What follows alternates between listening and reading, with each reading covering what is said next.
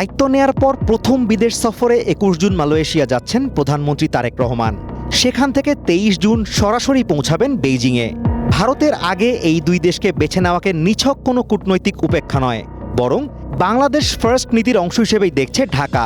এমনটাই দাবি south China morning পোস্টের। প্রতিবেদনে বলা হয়েছে, মালয়েশিয়া সফরে গুরুত্ব পাচ্ছে প্রায় ৮ লাখ প্রবাসী শ্রমিকের কল্যাণ ও ঝুলে থাকা শ্রমবাজার পুনর্গঠনের বিষয় দুটি। এছাড়া দক্ষিণ পূর্ব এশিয়া জোট আসিয়ানের সেক্টরাল ডায়ালগ পার্টনার হওয়ার লক্ষ্য রয়েছে বাংলাদেশের। এরপরই চায়না সফরের প্রধানমন্ত্রী অংশ নেবেন আধুনিক প্রযুক্তি, নবায়নযোগ্য শক্তি এবং মোংলা বন্দরের আধুনিকায়ন সংক্রান্ত আলোচনায়। বিশেষজ্ঞরা বলছেন, স্বল্পোন্নত দেশের তালিকা থেকে উন্নত দেশের তালিকায় উত্তরণের ক্ষেত্রে চায়নার সহজ শর্তের ঋণ ও বড় বিনিয়োগ ঢাকার জন্য এখন অত্যন্ত গুরুত্বপূর্ণ।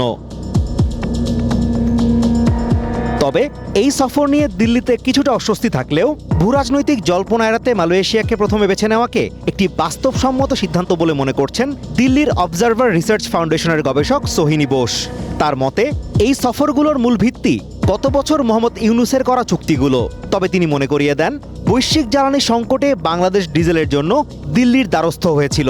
ফলে দুই পক্ষই বোঝে ঢাকা দিল্লির সম্পর্ক পুনর্গঠন করা কতটা জরুরি।